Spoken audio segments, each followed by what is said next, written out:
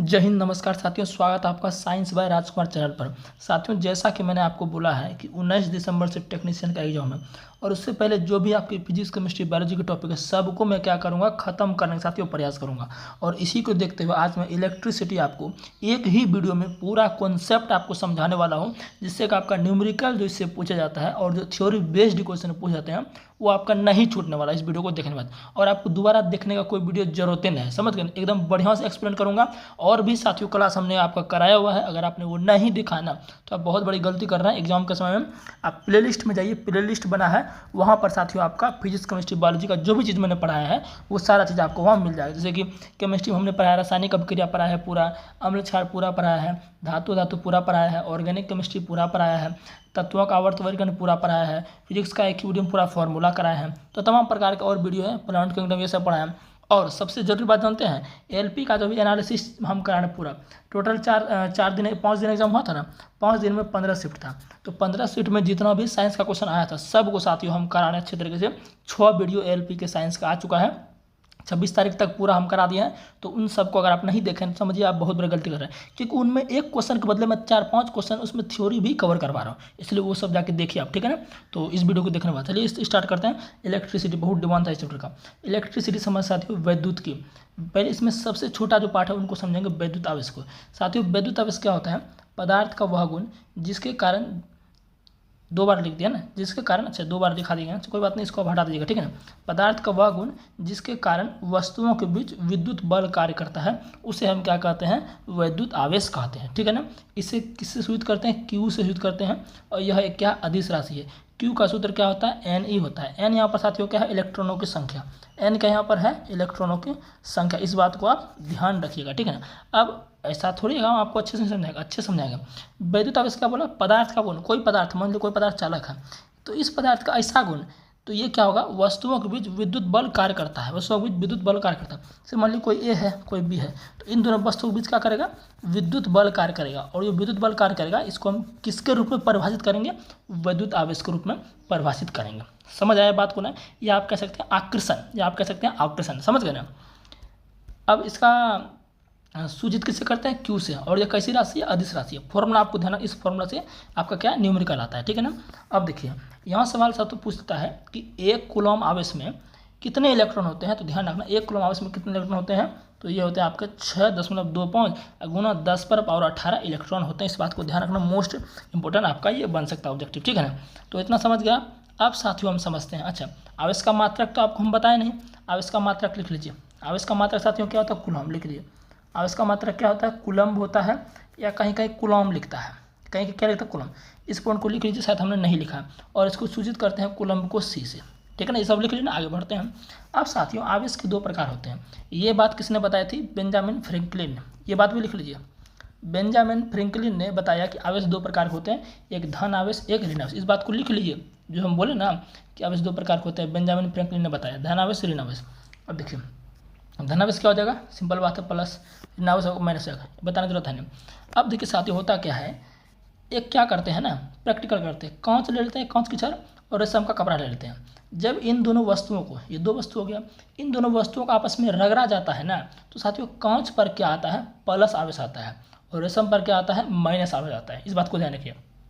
कांच रेशम में जब रगड़ेंगे तो कांच पर क्या आएगा? प्लस आवेश, और रेशम पर आएगा माइनस आवेश। यानी कि कांच क्या करता है? अपने में से इलेक्ट्रॉन त्याग करता है, रेशम को देता है। जिस पर प्लस चार्ज आ गया, मैंने आपको धातु में पढ़ाया था कि जिस पर भी प्लस चार्ज आ गया, इसका मतलब यह है कि वो क्या करता है? इलेक्ट्रॉन का त्याग करता है। जैसे कि धातु क्या करता है? धातु पर हमेशा साथियों प्लस चार्ज होता है, मतलब वो इलेक्ट्रॉन का त्याग करता है। और धातु इलेक्ट्रॉन को लेता है, और धातु और वो ग्रहण करता है, ठीक है ना। तो कांच यहाँ पर प्लस है, इसका मतलब क्या? कांच अपना इलेक्ट्रॉन जो है रेशम को दे दिया होगा, इसलिए रेशम निगेटिव हो गया, रेशम का कपड़ा, समझ गया ना। उसी तरह हम एबोनाइट क्षार को लेते हैं, और फर मतलब हो गया जैसे प्लास्टिक के टाइप का कुछ होता है, फर, समझ गए ना। तो अब एबोनाइट क्षार फर को आपस में जब रगड़ेंगे तो फर पर क्या आ गया? पॉजिटिव चार्ज आता है। फर पर क्या आएगा? पॉजिटिव। ये वैज्ञानिक प्रयोग किए थे, है ना, हम अपने मन से नहीं कर रहे हैं, ये वैज्ञानिक, आप भी करेंगे तो आपका ये प्रयोग सफल होगा। ये जब फर को फर और एबोनाइट के क्षार को आपस में रगड़ा जाता है तो फर पर क्या आता है? प्लस चार्ज, और एबोनाइट के क्षार पर माइनस चार्ज आता है। तो यहाँ आप क्या समझे? प्लस फर पर आया, इसका मतलब फर जो है अपना इलेक्ट्रॉन एबोनाइट को दिया होगा। बात क्लियर है? तो आवेश का खेला हो रहा है ना, तो ये दोनों क्या होंगे? आपस में चिपकेंगे। फॉरवर्ड एवोनाइट आपस में क्या होंगे, चिपकेंगे। कांच और रेशम भी आपस में क्या होंगे, चिपकेंगे। जैसे आप देखते हैं कि आप कलम को अगर मान चले आप अपने बाल में तेल लगाए हैं, अपने बाल में आप क्या किए हैं, तेल लगाए हैं, तो उसके बाद पूरा बाल में तेल मिला दीजिएगा। उसके बाद क्या कीजिएगा, कागज़ जो आपका कलम है ना, कलम को सिर में रगड़िएगा, कलम को क्या कीजिएगा, सिर में रगड़िएगा। तो जैसे कलम को सिर में रगड़िएगा ना साथियों, तो कलम आपका आवेशित हो जाता है। कलम क्या हो जाता है आपका, आवेशित आता है, उस पर आवेश उत्पन्न हो जाता है। अब उसी कलम को किसी और से कागज़ से उठाइएगा, तो कागज़ में सटाइएगा तो कागज़ देखिए दूरी से सट जाएगा, तो वहाँ क्या करेगा, आपका विद्युत बल कार्य करेगा। जैसे कलम आप क्या किए, सिर में घसे, तो कलम आपका क्या हो गया, आवेशित हो गया। कलम क्या हो गया आपका, आवेशित हो गया। अब इस कलम को, ये आवेशित हो चुका है, इस पर चार्ज आ चुका है, तो ये अब इसको किसी कागज़ से रगड़िएगा, तो कागज़ देखेगा इसमें सटने लगता है। काहे जानते हैं कि कागज़ जो आपका साथियों और कलम जो है, इन दोनों के बीच क्या हो रहा है, विद्युत बल कार्य कर रहा है। क्या कर रहा है, विद्युत बल। विद्युत बल बोले तो आवेश आकर्षण बल कार्य कर रहा है। समझ आया कि कागज़ और कलम क्यों चिपकते हैं, क्योंकि इन दोनों पर क्या होता है, आवेश होता है, विपरीत आवेश, एगो प्लस एगो माइनस होगा। समझ के बात को, आगे बढ़ते हैं। अब देखिए, समान आवेश एक दूसरे को प्रतिकर्षित करते हैं और विपरीत आवेश एक दूसरे को आकर्षित करते हैं। कहने का मतलब ये है, मान चलिए कोई वस्तु ए है, कोई वस्तु बी है, ए पर प्लस आवेश है और बी पर क्या है आपका, प्लस आवेश है, तो ये दोनों बताइए चिपकेंगे कभी नहीं, ये दोनों क्या होंगे, इन दोनों के बीच क्या होगा, प्रतिकर्षित। क्या होगा साथियों, प्रतिकर्षित। प्रतिकर्षित मतलब ये दोनों दूर भागेंगे। अरे ए लड़का है, बी ओ लड़के हैं, दोनों पर परसे, तो लड़का का जो शादी करेगा, नहीं करेगा जी, लड़का लड़की में शादी करेगा। तो समान आवेश है, तो समान आवेश का करें प्रतिकर्षित, और प्रतिकर्षित का दूसरा नाम है विकर्षित। बात को ध्यान रखिए, रिपल्सन इंग्लिश में बोलते हैं। फिर अगर विपरीत आवेश ले तो ये दोनों आपस में सटेंगे, यानी कि आकर्षण होगा इसमें। जैसे कि अब ये ले लेते हैं, इस पर प्लस है और बी पर क्या माइनस है। अब की बार ये दोनों जब पास आएंगे ना, ये दोनों इस तरह से अगर पास आएंगे, ये दोनों पास आएंगे, तो क्या होगा, ये सटने का प्रयास करें। क्या कि ए प्लस वाला लड़का मान लीजिए और माइनस वाले को लड़की मान लीजिए, तो लड़का लड़की में ब्याह हो जाएगा, मतलब चिपक जाएंगे, आकर्षित हो जाएगा। तो विपरीत आवेश एक दूसरे को आकर्षित करेंगे, समान आवेश प्रतिकर्षित। क्लियर है, चलिए आप इस तरह आगे बात करते हैं। अब साथियों पढ़ते हैं कूलॉम का नियम। ये भी आपका इससे भी प्रश्न आपका आता है। कूलॉम के नियम से देखते हैं क्या कह रहा है। कूलॉम का नियम क्या साथियों, वही आवेश का मात्रक कूलॉम, अभी जस्ट बताया ना। कूलॉम क्या साथियों, एक वैज्ञानिक था, इन्होंने क्या किया, दो आवेश के बीच एक संबंध बताया। मैं थोड़ा इसको बताता हूँ, ठीक है ना। देखिए, दो आवेश लेते हैं, मान चलिए कि एक आवेश Q1 ले लिए और एक आवेश हम Q2 ले लिए, ये कूलॉम लिया था, ठीक है ना। अब दोनों आवेश को कुछ दूरी पर रख देते हैं, क्या करते हैं, कुछ दूरी पर रख देते हैं। इनके बीच क्या साथियों, कुछ ना कुछ दूरी है, इनके बीच क्या, ये Q1 यहाँ है और Q2 यहाँ है, इनके बीच दूरी मान लेते हैं, इनके बीच दूरी क्या है, R है, इनके बीच दूरी क्या है, R है। तो कूलॉम बोला कि ये आवेश और ये आवेश, इन दोनों के बीच जो आकर्षण बल लगेगा ना, विद्युत बल लगेगा ना, विद्युत स्थैतिक बल लगेगा ना, देखिए क्या क्या बोल दिए, विद्युत स्थैतिक बल बोल दिए, विद्युत बल बोल दिया, आकर्षण बल बोल दिए, या कूलॉम बल बोल दिए। इन दोनों के बीच जो आकर्षण बल लगेगा वो क्या होगा पता, वो होगा आपका इन दोनों आवेशों के गुणनफल के समानुपाती, इन दोनों आवेशों के गुणनफल के समानुपाती होगा। साथ में ये जो आपका ये दूरी जो है, इन दोनों आवेशों के बीच जो दूरी है, ये दूरी के वर्ग के व्युत्क्रमानुपाती होगा। कौन, आपका बल। वही साथियों यहाँ पर हम लिखे हैं, देखिए वही यहाँ पर लिखे हैं, अब इसको पढ़ के सुना देते हैं। कह रहा है इस नियम के अनुसार दो स्थिर बिंदु आवेशों के बीच, बताया था मैंने आपको अभी, Q1 और Q2 लिखा था ना, और इसके बीच दूरी R था, बीच लगने वाला आकर्षण या प्रतिकर्षण बल, या तो आकर्षण बल लग सकता है या तो प्रतिकर्षण बल। हो सकता है कि ये दोनों आवेश एक ही तरह के, दोनों प्लस प्लस ही हो तो प्रतिकर्षण होगा, अगर दोनों अलग अलग होगा तो आकर्षण होगा। बोला ना मैंने अभी आपको, प्रतिकर्षण बल दोनों आवेशों की मात्राओं के गुणनफल, बोला ना कि ये आकर्षण बल जो है दोनों आवेशों की मात्राओं के गुणनफल के समानुपाती, अनुक्रमानुपाती। देखिए अनुक्रमानुपाती या समानुपाती एक ही बात होता है, समझ गए ना, कन्फ्यूज नहीं होना है। अनुक्रमानुपाती और समानुपाती एक ही बात होता है, तथा उनके बीच की दूरी के व्युत्क्रमानुपाती होता है। तो पहला समीकरण क्या बनेगा, पहला है कि जो आकर्षण बल है यानी ये उनके दोनों आवेशों गुणनफल के समानुपाती या अनुक्रमानुपाती, समीकरण फर्स्ट मान लिया इसको। अब दूसरा कंडीशन क्या है कि देखिए, दूसरा कंडीशन यहाँ पर क्या लिखे हैं हम, दूसरा लिखे हैं कि उनके दूरी के बीच की दूरी के वर्ग, अच्छा बीच की दूरी, वर्ग नहीं लिखा, वर्ग लिख लीजिएगा, ठीक है, वर्ग लिख लीजिएगा, बीच की दूरी के वर्ग के व्युत्क्रमानुपाती होता है। तो F हो गया और समानुपाती हो गया, सॉरी व्युत्क्रमानुपाती अपोजिंग, यानी ऐसे इस तरह से, ठीक है ना। तो ये जो बटा आ गया ना, नीचे आ गया तो मतलब व्युत्क्रमानुपाती। अगर सीधा में रहता है, सीधे यहाँ पर सीधा है ना, एकदम सीधा है, तो ये समानुपाती का संबंध है, अनुक्रमानुपाती का संबंध है। लेकिन यहाँ पर क्या है, एगो ऐसे है एगो भिन्न में है, तो ये व्युत्क्रमानुपाती का संबंध है। तो दोनों को समीकरण मान लिए, दोनों क्या मान लिया, समीकरण मान लिए।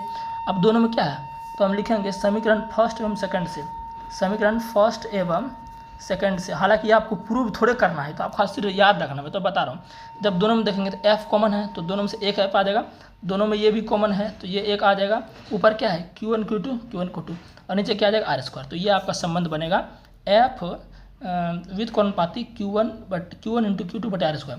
अब समानुपाती को हटा देते हैं, तो समानुपाती को हटाएंगे तो कुछ ना कुछ नियताओं को देना पड़ेगा। आपको पता है साइंस में ये रूल है, साइंस में कैसा बेज का रूल काम करता है। तो जो समानुपाती हटाए तो इसके बदले क्या दिए K। देखिए यहाँ पर क्या दिया है, हम K दिए हैं।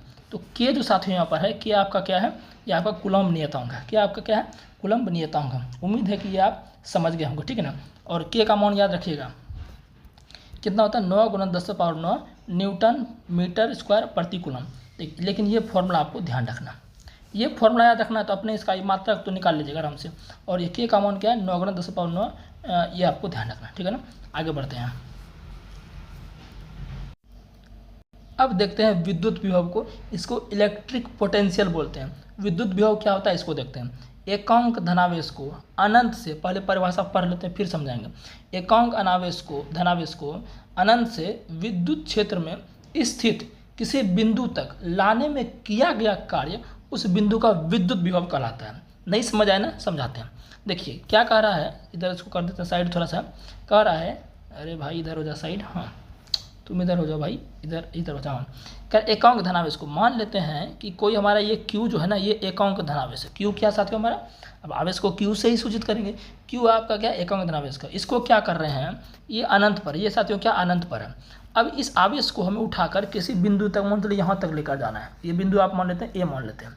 तो सुनिएगा ध्यान से, मैं क्या कहना चाह रहा हूँ। ये जो हमारा आवेश है एकांक धनावेश, एकांक धनावेश का मतलब एक धनावेश, एकांक धनावेश का मतलब एक धनावेश।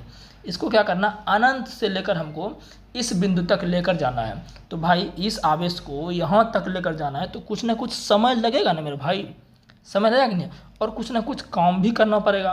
तो वही यहाँ आप समझिएगा ध्यान से। तो विद्युत क्षेत्र में स्थित किसी बिंदु, ये जो आपका ये बिंदु है, ये विद्युत क्षेत्र में स्थित है। विद्युत क्षेत्र क्या होता है, विद्युत के चारों ओर को क्षेत्र को विद्युत क्षेत्र कहते हैं। स्थित किसी बिंदु तक ले जाने में किया गया कार्य उस बिंदु का विद्युत विभव कहलाता है। तो वही साथियों हम यहाँ लिखे हैं, विद्युत विभव को V से सूचित करते हैं। विद्युत विभव को V से सूचित करते हैं। तो V बराबर क्या होगा, तो कार्य किए हैं, क्या किए हैं साथियों, कार्य किए हैं। यहाँ से यहाँ तक ले जाने में क्या किए हैं, काम किया है ना भाई। ऐसे तो बिना काम करे तो ये अनंत था, अनंत से आवेश यहाँ नहीं चला जाएगा बिना काम किए। तो ये हो गया, ऊपर हो गया W मतलब कार्य, और नीचे किसको ले जा रहे हैं, एकांक धनावेश को, एकांक धनावेश को। तो नीचे आपका Q हो गया। तो फॉर्मूला आपका क्या बना, V बराबर W/Q बना। क्या बना, V बराबर W/Q बना। समझ गए ना बात को। एकांक धनावेश को यहाँ से लेकर गए और कुछ काम भी करना पड़ा, तो काम को रख दिए ऊपर, यानी कार्य को W ऊपर रख दिए, और नीचे धनावेश को रख दिए तो Q रख दिए। तो V बराबर W/Q। मात्रा भी देख लेते हैं इसका, क्या देखते हैं, मात्रा भी देख लेते हैं। मात्रा इसका क्या होगा, मात्रा होगा मात्रक जूल/कूलम्ब। जूल कैसे हो गया, W है ना। देखिए मात्रक फॉर्मूला सही आता है, कोई अलग से मात्रक नहीं बनता है, फॉर्मूला सही आता है। V बराबर क्या, W का मात्रक क्या होता है, जूल होता है, काय की कार्य है ना, और Q का मात्रक आवेश है ना, तो कूलम्ब, तो जूल/कूलम्ब। तो जूल/कूलम्ब किसका मात्रक हो गया, ये आपका हो गया विद्युत विभव का। और एक बात और ध्यान रखना, विद्युत विभव का जो है, ये जो जूल/कूलम्ब है ना साथियों, इसको क्या बोलते हैं पता है, जूल/कूलम्ब को हम वोल्ट बोलते हैं।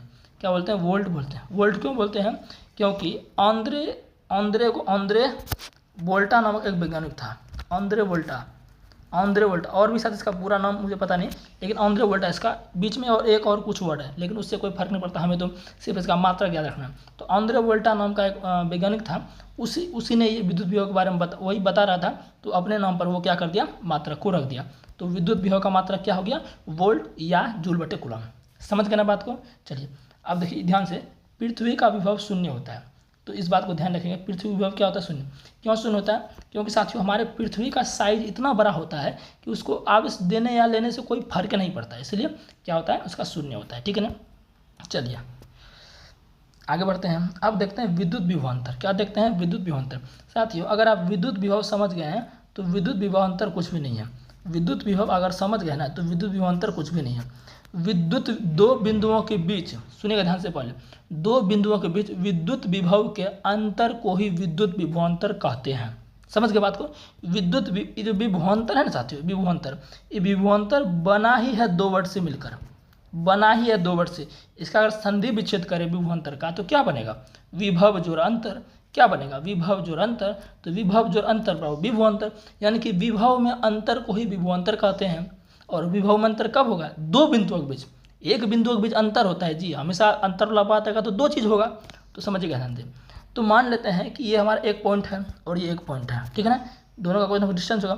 ये ए मान लेते हैं, यहाँ पर क्या है आपका, यहाँ पर जो है मान लेते हैं विभव इसका V1 है और इसका विभव क्या है V2 है। तो बताइए ये B था ना, हाँ, तो बताइए इन दोनों के बीच जो है विभवांतर कितना होगा। तो बोलेंगे विभवांतर क्या होगा, अंतिम घटा पहला, तो विभवांतर हो जाएगा V2 घटा V1। समझ गए ना, इस तरह से विभवांतर निकालेंगे, ठीक है ना। अब वही लिखे हैं, किसी धारावाही विद्युत परिपथ में एकांक आवेश को एक बिंदु से दूसरे बिंदु तक ले जाने में किया गया कार्य विभवांतर कहलाता है। विभव में क्या था, अनंत से, विभव में क्या था कि एकांक धनावेश को अनंत से लेकर जा रहे हैं, लेकिन विभवांतर में क्या है, किसी एक बिंदु से दूसरे बिंदु तक लेकर जाना है, बस इतना सा अंतर है। देखिए जरा, मान लेते हैं ए बिंदु था, इधर थोड़ा सा और करते हैं, ठीक है ना, फिर से करते हैं, ए बिंदु था और बी बिंदु था, यहाँ पर कोई आवेश था, इस आवेश को लेकर हमें यहाँ पर जाना है, बिंदु ए से बिंदु बी तक लेकर जाना है। तो इसको ले जाने में क्या करना पड़ेगा, कार्य करना पड़ेगा, तो वो क्या कहलाएगा, विद्युत विभवांतर कहलाएगा। विभव बोलेगा तो अनंत से आवेश को लेकर जाना है, और विभवांतर बोलेगा तो किसी दो बिंदुओं के बीच फिक्स रहेगा, ठीक है ना। तो सूत्र भी इसका सेम वही रहेगा, सूत्र भी इसका जो आपका विभव का है सेम वैसा ही रहेगा, बस इसमें क्या लग जाएगा, डेल्टा भी लग जाएगा। इसमें देखिए ये जो लगा है ना त्रिभुज, इसको डेल्टा कहते हैं, क्या कहते हैं, डेल्टा, और इसका मतलब होता है किन्हीं दो बिंदुओं का अंतर, किन्हीं दो बिंदुओं का अंतर। डेल्टा का मतलब क्या होता है, किन्हीं दो बिंदुओं का अंतर, इस बात को लिख लीजिएगा, ठीक है ना। तो सूत्र इसका वही होगा, डेल्टा V बराबर W/Q हो जाएगा, और मात्रक भी सेम होगा, जो विद्युत विभव का मात्रक है वही मात्रक विभवांतर का भी होगा, समझ गए ना। बस ये डेल्टा भी यहाँ पर हो जाएगा। जैसे मान चलिए हम यहाँ फिर से एक बार समझाते हैं, ए है, बी है, ए पर मान लीजिए 40 वोल्ट है और बी पर 50 वोल्ट है। तो बोलिए ए और बी का विभवांतर कितना हो जाएगा, ए और बी के बीच विभवांतर कितना होगा, बोलेगा 50 - 40, 10 वोल्ट का अंतर है। और विद्युत विभवांतर अगर है ना, विद्युत विभवांतर अगर नहीं रहेगा तो करंट किसी भी चालक में उत्पन्न नहीं होगा, इस बात को लिख लीजिए। हम नहीं लिखें, इसको लिख लीजिए, बहुत बहुत नहीं लिखते हैं, कितना लिखेंगे, लिखते लिखते हाथ दर्द करने लगता है, बोल ही देते हैं, आप लोग लिख लीजिए ना, लिख लीजिए। विद्युत विभवांतर के कारण ही करंट चालक में फ्लो होगा।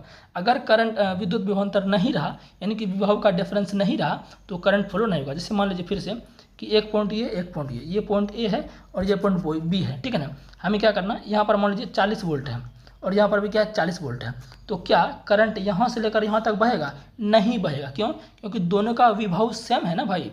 विभवांतर कहाँ आ रहा है, विभवांतर माने विभव में डिफरेंस है ये नहीं है, तो कहाँ से करंट बहेगा, समझ गए। इसलिए विभवांतर चाहिए करंट फ्लो होने के लिए किसी भी चालक में। क्लियर है ना, आगे बढ़े क्या, आगे बढ़ते हैं, चलिए आगे बढ़ते हैं साथियों। विद्युत धारा आप समझते हैं, विद्युत धारा क्या होता है, कुछ भी नहीं है, इलेक्ट्रॉन के प्रवाह को ही विद्युत धारा कहते हैं, या आवेश के प्रवाह को ही विद्युत धारा कहते हैं, जो आप बोल दीजिए, लिख लीजिएगा, एक पॉइंट और लिख लीजिएगा, इलेक्ट्रॉन के प्रवाह को ही क्या कहते हैं, विद्युत धारा कहते हैं, या आवेश प्रवाह की दर को ही क्या कहते हैं, विद्युत धारा कहते हैं, कैसे भी आप बोल सकते हैं, ठीक है ना। तो अब समझते हैं, इसका सूत्र क्या होता है, I = Q/T। क्या होता है, I = Q/T। I मतलब अरे विद्युत धारा को I से सूचित करते हैं, और Q आपका क्या होता है, आवेश होता है, T समय होता है। आवेश प्रवाह की दर को मैंने आपको बोला था कि अगर कहीं भी की दर को, ये शब्द आ जाए ना की दर को, तो इसका मतलब होता है नीचे समय से भाग दे दीजिए, रेट वाला बात आए तो समय से भाग दे दीजिए, ठीक है ना। तो आवेश प्रवाह, तो आवेश रखें ऊपर, की दर को ये रखें नीचे, तो आवेश प्रवाह की दर को क्या कहते हैं, समय धारा कहते हैं, विद्युत धारा कहते हैं, ठीक है ना। और इसका मात्रक क्या होता है, मात्रक होता है एम्पियर, या आप ऐसे कह सकते हैं क्यू का मात्रक कूलम्ब आवेश है ना, और समय का मात्रक सेकंड, यानी कि कूलम्ब/सेकंड को ही क्या कहते हैं, एम्पियर। अब आंद्रे एम्पियर था नामक वैज्ञानिक, कौन था, आंद्रे एम्पियर नामक वैज्ञानिक था। अब वही विद्युत धारा बारे में बताया, तो वही अपने नाम पर मात्रक रख दिया, जैसे कि विभव और विभवांतर का हुआ। उसी तरह यहाँ पर क्या है आपका जो है विद्युत धारा का मात्रक क्या हो गया, एम्पियर। आंद्रे एम्पियर नामक वैज्ञानिक था, उसी ने बताया और अपने नाम पर मात्रक रख दिया। बात क्लियर हुआ। चलिए अब यहाँ न्यूमेरिकल बनाने में कुछ चीज़ें काम आती है, ये बात को आपको ध्यान रखना है, ये याद रखना पड़ेगा। विद्युत धारा के छोटे मात्रक 1 मिली एम्पियर, ये मिली है, 1 मिली एम्पियर बराबर कितना होता है, 10⁻³ एम्पियर। कितना होता है, 10⁻³ एम्पियर।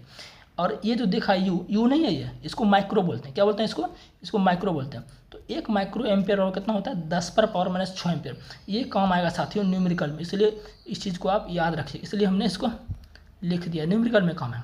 समझ गए ना? अच्छा, अगर मैं बोल दूँ साथियों, कभी कभी पूछ देता है 1 एम्पियर की परिभाषा।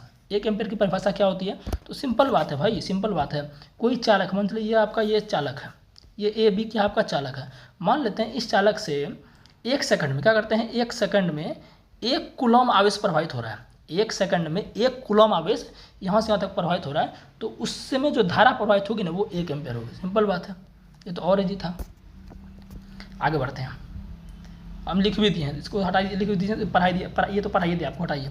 फिर बात करते हैं, किसी चालक में विद्युत धारा की दिशा उसमें प्रवाहित होने वाली धनावेश की दिशा में होती है।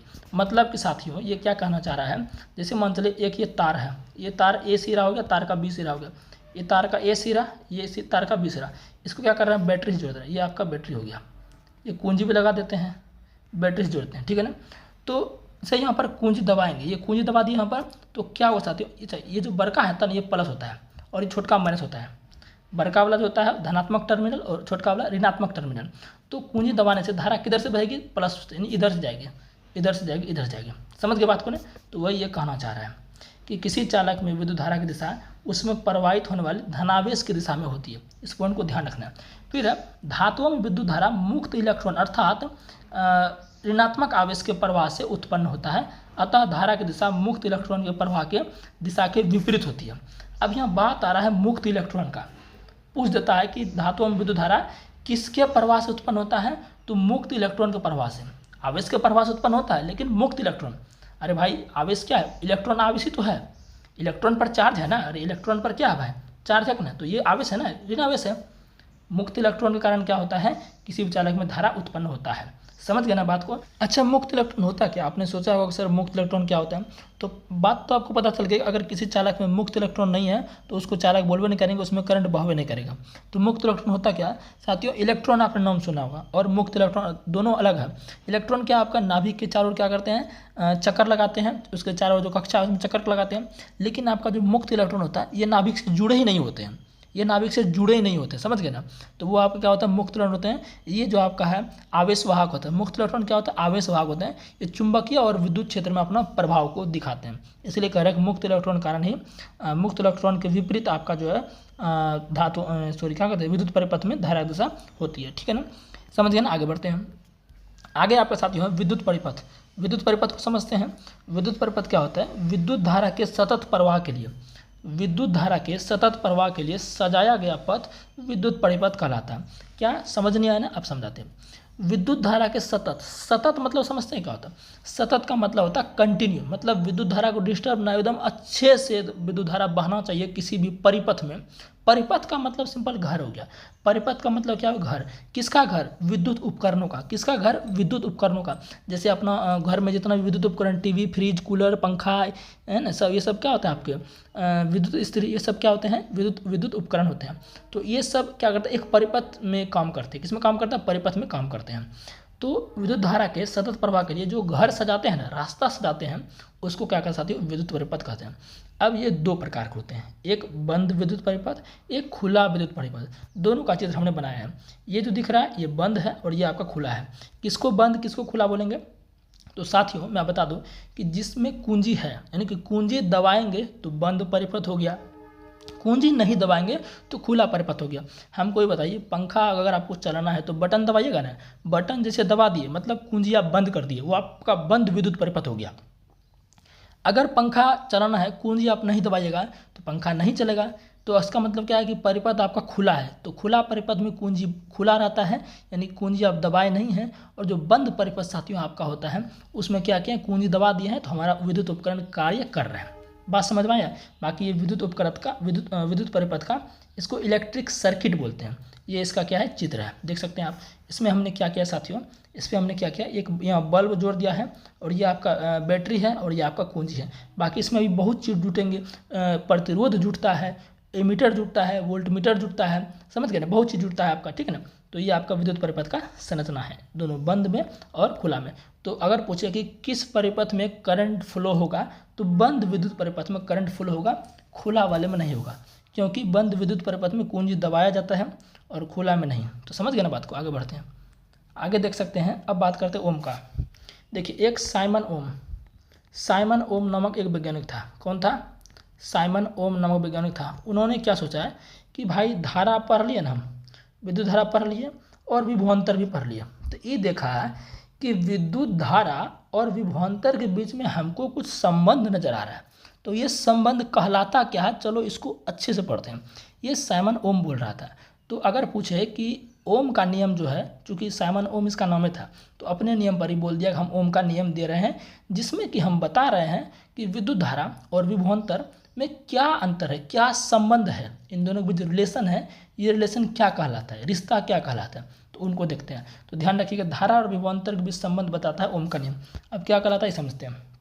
कह रहा है एक विद्युत परिपथ में, अब विद्युत परिपथ समझ चुके हैं, विद्युत धारा के सतत प्रवाह के लिए सजाया गया पथ विद्युत परिपथ कहलाता है। एक विद्युत परिपथ में धातु के तार के दो सिरों के बीच, धातु के तार के दो सिरों के बीच विभवांतर उसमें प्रवाहित होने वाली विद्युत धारा के अनुक्रमानुपाती या समानुपाती होता है, लेकिन टेम्परेचर आपका समान रहना चाहिए।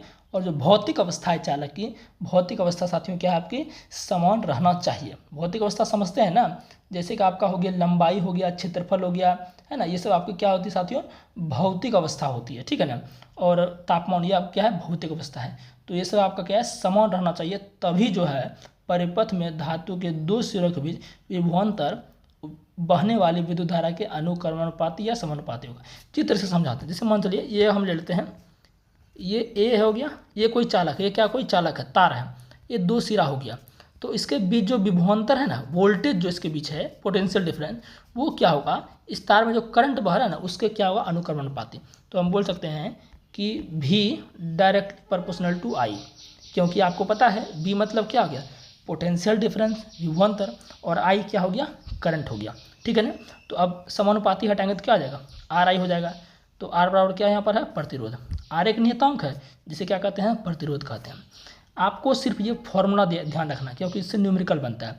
और संबंध भी याद रखना, किसके किसके बीच ओम का नियम संबंध बताता है, तो विभवांतर और धारा के बीच, देख लीजिए ना, विभवांतर और धारा के बीच संबंध को बताता है। तो यहाँ पर इसके कहने का मतलब साथियों ये हो गया कि अगर किसी परिपथ में वोल्टेज को बढ़ा देंगे तो हमारा धारा भी बढ़ जाएगा। क्यों? क्योंकि अनुक्रमानुपाती वाला संबंध देख लो ना भाई, विभवांतर होने वाली धारा के, प्रवाहित होने वाली धारा के समानुपाती होता है या अनुक्रमानुपाती, दोनों एक ही वर्ड होता है, बार बार बोल रहा हूँ मैं, ठीक है ना, तो कन्फ्यूज नहीं होना। तो अगर किसी परिपथ में के चालक में वोल्टेज को बढ़ा देंगे, वोल्टेज मतलब विभवांतर, समझ गए ना, वोल्टेज को बढ़ा देंगे तो करंट भी बढ़ जाएगा। ये बात कौन कह रहा है, साइमन ओम कह रहा है। और इसके लिए उन्होंने प्रयोग भी किया है, परिपथ में 3-3 4-4 सेल लगा के देखा, बैटरी लगा के देखा, तो बात एक ही आया कि जब देखा गया ना, तो वोल्टेज और धारा का जो अनुपात है एक ही आता है। अब मैं इसको आपको चित्र से समझाता हूँ। क्या समझाता हूँ, चित्र से। तो आप देख सकते हैं इस चित्र में जो है ओम के नियम का परिपथ को दर्शाया गया है। कैसे हम जानेंगे कि धारा यानी वोल्टेज बढ़ाने से धारा का मान सेम रहता है। तो देखिए इनको देखते हैं। देखिए यहाँ पर क्या है, ओम ने क्या किया था, तमाम प्रकार के परिपथ बनाए। तो पहला देखिए परिपथ कुछ इस तरह से इन्होंने बनाया है, इस तरह से कुछ परिपथ इन्होंने जो है बनाया है, ठीक है ना। एनसीईआरटी की डायग्राम हमने लिया है, मैं क्या अच्छे से नहीं बना पाता, इसलिए मेरे को यही आपको इसी से हम समझा देते, ठीक है ना। देखिए इन्होंने क्या किया है, एक परिपथ बनाया। परिपथ में क्या किया है, यहाँ पर देखिए कि पहले एक बैटरी जोड़ा है, बैटरी नहीं है बल्कि ये सेल है। सेल समझते हैं क्या होता है, ये भी चलिए बता देते हैं। सेल क्या समझते हैं, सेल और बैटरी में क्या अंतर जानते हैं, बोल देगा सेल और बैटरी में अंतर क्या होता है। तो ध्यान दीजिएगा मेरे भाइयों, सेल का मतलब होता है एगो धनात्मक टर्मिनल एगो ऋणात्मक टर्मिनल, बस। और बैटरी क्या होता है, बहुत सारे धनात्मक टर्मिनल बहुत सारे ऋणात्मक टर्मिनल। जैसे हमने ऐसे बोल दिया, ऐसे दे दिया, ऐसे दे दिया, तो ये बड़का धनात्मक टर्मिनल, छोटका ऋणात्मक टर्मिनल, तो इसको बैटरी नहीं बोलेंगे, ये सेल हो गया। ये क्या होगा, सेल हो गया। अगर हम 2-3 को दे दें, एगो बड़का छोटका, बड़का छोटका, बड़का छोटका, तो इसमें देखिए 3 तो धनात्मक टर्मिनल होगा और 3 आपका ऋणात्मक टर्मिनल होगा। तो अब इसको सेल नहीं बोलेंगे बल्कि बैटरी बोलेंगे। तो सेल बैटरी समझ में आया होगा, यानी कि सेलों के समूह को बैटरी कहते हैं, समझ गए, सिंपल बात है।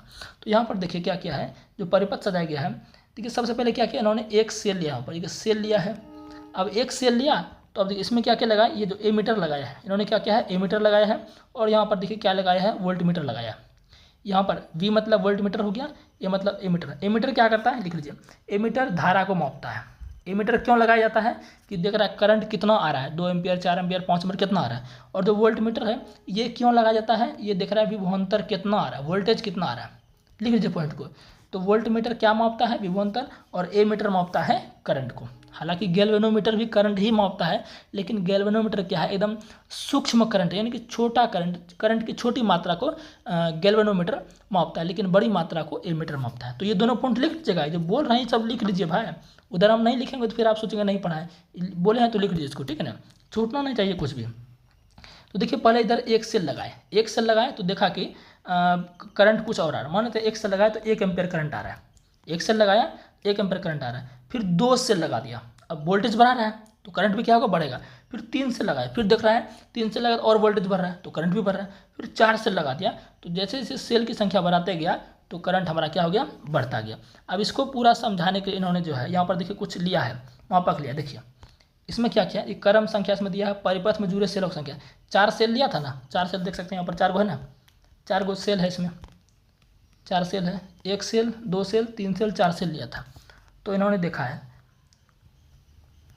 देखिए नाइक्रोम तार, मतलब यहाँ पर जो ये तार जो लिया है, ये जो तार जो आपका है ना, ये जो तार जो है, ये तार जो किसका है, नाइक्रोम का है। नाइक्रोम तार क्या होता है, चालक का कार्य करता है। नाइक्रोम तार क्या होता है, चालक। चालक माने जिसमें करंट आसानी से बह सके उसे चालक कहते हैं। हम कुछ भी ले सकते हैं, हम एल्युमिनियम का भी ले सकते हैं, तांबा का भी ले सकते हैं, जरूरी नहीं है कि नाइक्रोम का है। नाइक्रोम का थोड़ा बढ़िया होता है इसलिए हम ले लिए, ठीक है ना। तो मान लेते हैं साथियों हम कि नाइक्रोम तार से प्रवाहित होने वाला धारा जो है 1 एम्पियर है। पहले इसको लिखते हैं विभवांतर। अगर मान लेते हैं कि वोल्टेज आपका 2 एम्पियर है, वो 2 वोल्ट आ रहा है, वोल्टेज आपका 2 वोल्ट है, तो उसमें धारा कितना आ रहा है, 1 एम्पियर दिखा रहा है। कितना आ रहा है, 1 एम्पियर दिखा रहा है। अगर दूसरा एक बैटरी का ये काम हुआ, एक बैटरी जोड़े तो 2 वोल्टेज दिखाया वोल्ट मीटर में। अब दूसरा बैटरी जब जोड़ दिए तो दिखा रहा है 4 वोल्टेज। कितना दिखा रहा है, 4 वोल्टेज, और 4 वोल्टेज दिखा रहा है वोल्ट मीटर में, और एमीटर में देखा गया तो दिखा रहा है 2 एम्पियर। कितना दिखा रहा है, 2 एम्पियर।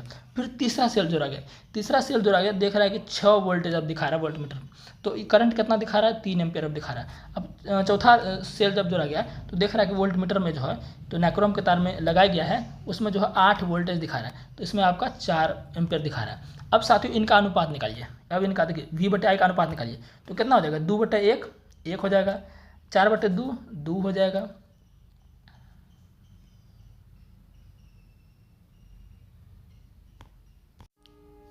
गलती लिख दिया क्या, गलती लिख दिया मैं ना, 1 मिनट, गलती लिख दिया मैं ना, अरे यार पूरा हट गया ये तरीके।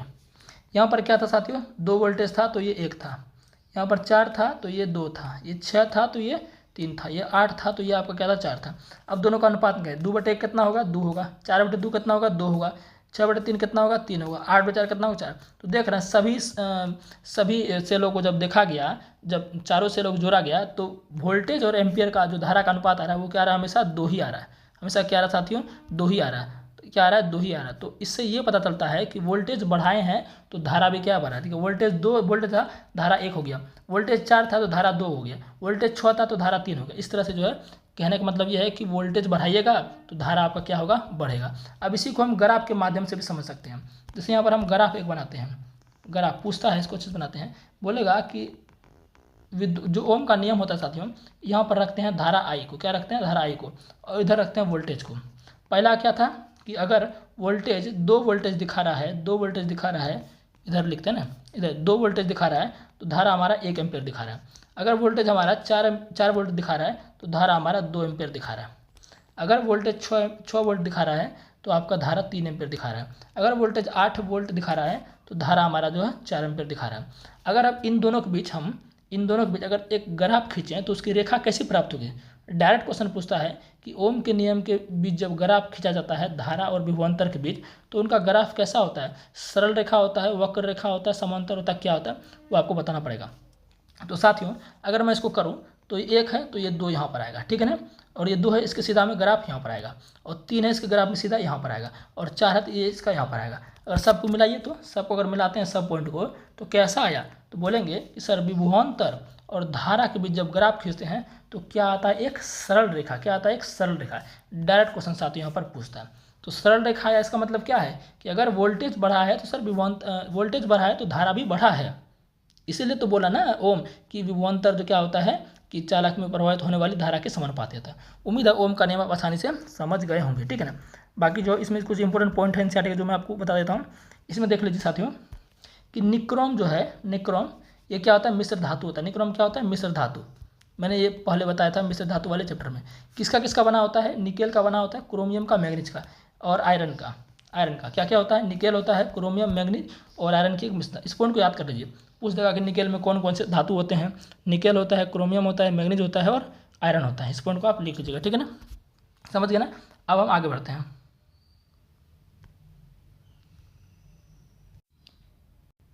इस चीज़ को तो आपको देख ही लेना चाहिए, क्योंकि आजकल जैसा साइंस पूछा जा रहा है, डायरेक्ट चित्र दे देता है, पूछ देता है कि ये किसका चित्र है। ऐसा क्वेश्चन बहुत बार पूछा गया है ना, तो आने की संभावना है, तो ध्यान रखिएगा। ये क्या है साथियों, विद्युत परिपथ के अवयव। क्या है, विद्युत परिपथ के अवयव दे देगा। दिए गए चित्र का नाम बताइए, विद्युत परिपथ का कौन सा अवयव है। लिख लीजिए विद्युत परिपथ, कॉपी में लिखिए विद्युत परिपथ के अवयव, ऊपर में लिख दीजिए, ठीक है ना, ऐसे करके ऊपर में हेडलाइन लगा दीजिए। अब इसको समझते हैं। देखिए ये जो पहला चित्र क्या है, विद्युत सेल। विद्युत सेल का चित्र हमने आपको बताया दिया, ये एगो प्लस रहेगा, एगो माइनस रहेगा। अगर ज़्यादा दे दिया तो वो क्या होगा, बैटरी। अभी हमने बता दिया बैटरी अथवा सेलों का संयोजन। एक ही बात है भाई, सेल जुटेगा तो बैटरी बनेगा। देख लीजिए एक plus minus, plus minus, plus minus, तो बहुत सारे सेल रहेगा तो क्या बनेगा, बैटरी बनेगा। खुली प्लग कुंजित स्विच। देखिए मैंने बोला था ना, अगर ऐसे है स्विच तो आपका क्या है, खुला है। अगर इसमें अगर डॉट दे देंगे तो आपका जगह बंद। सब याद रखना पड़ेगा, डायरेक्ट पूछ देगा, समझ गए ना, हल्के मत लीजिए इन सब चीज़ को। फिर है तार संधि। तार संधि साथियों क्या होता है कि दो तार जुड़ता है, मतलब ये तार है, इनको यहाँ पर संधि करके, संधि मतलब ज्वाइंट होता है, इसको यहाँ पर क्या क्या जोड़ दिया जाता है, तो ये आपका क्या कहलाता है, तार संधि कहलाता है। क्या कहलाता है, तार संधि कहलाता है। इस बात को ध्यान रखना। अब क्या करना साथियों, नेक्स्ट आपका है बिना संधि के, संधि मतलब जुटना होता है, बिना संधि के तार क्रॉसिंग, मतलब इसको जोड़ना नहीं है। यहाँ पर क्या तार जुड़ा हुआ है, लेकिन यहाँ जोड़ना नहीं, एक तार है, इसको ऐसे इसके ऊपर से टपा दिया, जोड़े नहीं है, खाली इसको टपा दिए ऐसे करके, ठीक है ना, यानी इसको उससे बाहर कर दिए, तो वो आपका क्या हो गया, बिना संधि के तार क्रॉसिंग। बाहर नहीं, बाहर गलत बोल दिया, मतलब सिंपल है, इसको ऐसे तार है, इसको ऊपर रख दिए, सिंपल समझिए, तो वो आपका क्या होगा, बिना तार के संधि। फिर ये आपका क्या है, ये तो जानबे करते हैं, ये विद्युत बल्ब होता है। और ये क्या होता है आपका, प्रतिरोध। ध्यान, प्रतिरोध आपका ऐसे होता है, ये आपका क्या साथियों, प्रतिरोध है, समझ गए ना। फिर देखिए, फिर क्या है, परिवर्ती प्रतिरोध या धारा नियंत्रक, एक के नाम है, दो नाम है, परिवर्ती प्रतिरोध बोल दीजिए या धारा नियंत्रक, दोनों एक के मतलब है। और इसको इंग्लिश में बोलते हैं रियोस्टेट, कभी कभी हिंदी में लिख देता है रियोस्टेट, ठीक है ना, इस तरह से बोलते हैं, इसको ध्यान रखिएगा। इसका काम क्या होता है साथियों, रियोस्टेट का काम होता है कि मान लीजिए कि परिपथ में हमको क्या करना है, कि धारा को चेंज करना है। जैसे मान लीजिए ये हमारा एक परिपथ है ना, इसमें एक बल्ब लगा दिए हैं और ये हम बैटरी से जोड़ दिए हैं, ठीक है, अच्छे से कर देते हैं आपके लिए। मान लीजिए ये हमारा एक परिपथ है, इसमें बल्ब लगा दिए हैं और इसमें कुछ ना कुछ हम धारा दे रहे हैं, ठीक है ना। इधर कुंजी लगा दिए हैं, कुंजी बंद कर दिए हैं, और जो है, एक मिनट, कुंजी बंद कर दिए हैं, और इधर साथियों हम लगा दिए हैं एक धारा नियंत्रक लगा दिए हैं। क्या लगा दिए, धारा, इसके इस तरह से धारा नियंत्रक होता है। अब इसको ऐसे हम कर दिए, ठीक है ना। अब मान लीजिए कि अभी जो है ये परिपथ में 2 एम्पियर का धारा बह रहा है, मान लीजिए 2 एम्पियर का बह रहा है, मानने में क्या जाता है। अब मन हुआ मेरा कि नहीं चलो कि 2 एम्पियर, इसको धारा कम करो, 1 एम्पियर करो, तो कैसे करेंगे हम, यहाँ पर जो यंत्र जो लगा है, इस यंत्र से क्या करेंगे, धारा को चेंज कर देंगे, धारा को क्या करेंगे, कम कर देंगे। तो धारा परिवर्तित करना ही क्या कहलाता है, आपका परिवर्ती प्रतिरोध, या आप कह सकते हैं धारा नियंत्रक, समझ गए ना। तो ये आप ध्यान रखना, ये आपका किसका चिन्ह होता है, ये धारा नियंत्रक। देखिए ये दो तरह से, या ऐसे हो सकता है या ऐसे हो सकता है, ठीक है ना। एमीटर होता है, ये ए है तो एमीटर, बी है तो वोल्टमीटर, ये सारा आपको क्या ध्यान रखना। अब आगे बढ़ते हैं, अब प्रतिरोध के बारे में पढ़ते हैं। यहाँ तक आपका चल रहा था कि V बराबर आर आई हो गया है ना, समझ गए, V बढ़ेगा तो I भी बढ़ेगा, मैंने आपको प्रैक्टिकल से ही बता दिया। अब ये जो R है साथियों, R क्या है, एक नियतांक है, जिसे क्या कहते हैं, प्रतिरोध, रजिस्टेंस, क्या कहते हैं, रजिस्टेंस कहते हैं, ठीक है ना। अब ध्यान दीजिएगा, प्रतिरोध क्या होता है, अरे प्रतिरोध माने, कितना बार तो हम सॉल्यूशन जो करवाए उसमें बता दिए प्रतिरोध के बारे में। प्रतिरोध मतलब विरोध, प्रतिरोध मतलब विरोध, जो किसी का विरोध करे, तो ये किसका विरोध करता है, धारा को बहने से रोकता है, धारा का विरोध करता है, करंट का विरोध करता है। तो बोलेगा प्रतिरोध किसे कहते हैं, तो सिंपल बोलना, किसी परिपथ में विद्युत धारा का विरोध करना ही क्या कहलाता है, प्रतिरोध का गुण कहलाता है ना, समझ गए ना। किसी चालक का वह गुण जो अपने में से प्रवाहित होने वाली विद्युत धारा का विरोध करता है, प्रतिरोध कहलाता है, समझ गए ना। इसका सूत्र क्या होता है, आर बराबर V बटा I। ये सूत्र कोई अलग से नहीं आया, इसी से आया है, इसी से आया, ठीक है ना। आप इसको कर लीजिए, आर को इधर कीजिएगा तो V बटा I आ जाएगा।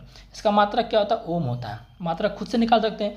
V का मात्रक विभवांतर वोल्ट है, I का मात्रक एम्पियर, यानी कि वोल्ट बटे एम्पियर क्या हो गया, ओम हो गया। साइमन ओम बताया था, तो ये इसका मात्रक ओम हो गया, समझ गए ना। अब आगे देखते हैं, आगे साथियों है विभिन्न कारक जिन पर चालक का प्रतिरोध निर्भर करता है। डायरेक्ट प्रश्न आता है कि चालक का प्रतिरोध निम्न में से किस पर निर्भर नहीं करता है या करता है। तो ध्यान रखिएगा, पहले निर्भर किस पर करता है, लंबाई पर।